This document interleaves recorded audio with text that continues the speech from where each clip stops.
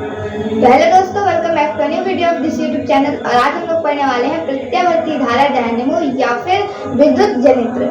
जनित्र का मतलब भी जनरेटर होता है और डायनेमो का मतलब भी जनरेटर ही होता है। तो चलिए जानते हैं कि ये किस तरह से काम करता है। तो ये एक ऐसी मशीन होती है जो यांत्रिक ऊर्जा को विद्युत ऊर्जा में परिवर्तित कर देती है और इसका कार्य सिद्धांत फैराडे के विद्युत चुंबकीय प्रेरण के अनुसार होता है। तो ये फैराडे का नियम क्या होता है कि किसी भी जब कुंडली को आप चुंबक के बीच में रखते हैं तब उसमें एक धारा उत्पन्न हो जाती है, क्योंकि चुंबकीय प्रेरण के कारण। ठीक है, तो इस वजह इस बेस पर ही, इसी सिद्धांत पर यहाँ पर ये जो आपका ये डायग्राम बना है ये काम करता है। कैसे? जो जनरेटर का सर्किट होता है वो कुछ इसी तरह से होता है। उससे पहले तो यहाँ से जो भी कुंडली होती है उसे घुमाया जाता है। ठीक है, तो क्या होता है, जब उसे एक तरफ घुमाया जाता है तो यहाँ पर और यहाँ पर क्या होता है, आधे चक्कर तक वो घूमती है, लेकिन जो धारा उत्पन्न होती है वो आधे चक्कर तक उसे घुमाती है, ए बी और सी डी को एक दिशा में।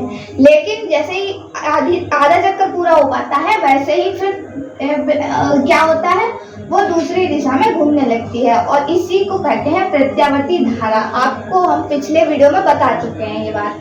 ठीक है, और क्योंकि यहाँ पे प्रत्यावर्ती धारा बह रही है इसलिए प्रत्यावर्ती धारा जनित्र कहते हैं इसको। ठीक, तो क्या होता है सिद्धांत, जब बंद कुंडली को चुंबकीय क्षेत्र में रखकर घुमाया जाता है, बंद कुंडली है और चुंबकीय क्षेत्र में रखकर इसे घुमाया जा रहा है, तो क्या हो रहा है, तब विद्युत चुंबकीय प्रेरण के कारण चुंबक के कारण चुंबकीय बल लगता है। तो वो जब चुंबकीय बल लगता है उसी के कारण उसके प्रेरण के कारण कुंडली में एक धारा उत्पन्न होती है।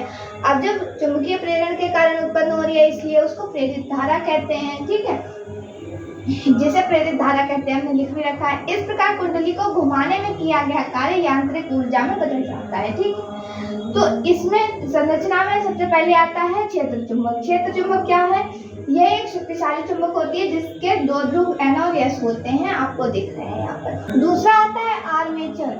तो यह एक आयताकार कुंडली ABCD होती है। यह नर्म लोहे के क्रोड पर तांबे के तार लपेटकर बनाई जाती है। ये जो आप कुंडली देख रहे हैं यही है आर्मेचर। उसके बाद में आता है सर्पी बलय।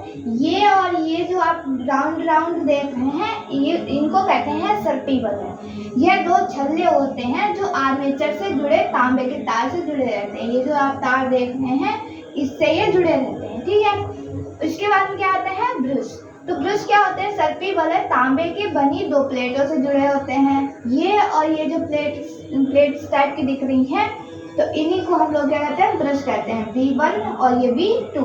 ठीक है, इसके बाद में इसकी कार्यविधि देखते हैं। तो जब कुंडली ABCD को घुमाया जाता है तो इससे होकर गुजरने वाली फ्लक्स रेखाओं में परिवर्तन होता रहता है। जैसे ही इसे घुमाएंगे तब उसकी फ्लक्स रेखाएं जो हैं उनमें परिवर्तन होने लगता है। इससे कुंडली में धारा बहने लगती है। कुंडली को दक्षिणावर्त घुमाने पर AB भुजा ऊपर और CD भुजा नीचे जाने लगती है। AB ऊपर जाएगी और CD नीचे आएगी। तो उसके ऊपर और नीचे जाने से क्या होगा, विद्युत धारा उत्पन्न होगी और यह B1 से B2 पर वापस आ जाती है। B1 से यहाँ से चलती है, ठीक है, और यहाँ से B1 से यहाँ से जाती है। ठीक है, और फिर यहाँ तक आ जाती है। ये यहाँ से कनेक्ट होगा। ध्यान से आप देख सकते हैं, B1 से जाएगी और B2 पर वापस आ जाएगी यहाँ से। ठीक है, यही लिखा हुआ है, यह B1 से B2 पर वापस आ जाती है। तो आपने यहाँ पर क्या देखा कि AB जब ऊपर जाएगी तो CD नीचे आएगी और जिससे कि धारा प्रवाहित होगी। ठीक है, उससे क्या होगा, इस तरफ घूमेगी कुंडली की धारा, यानी कि दिशा धारा की क्या होगी, यहाँ से लेके इस तरफ के लिए।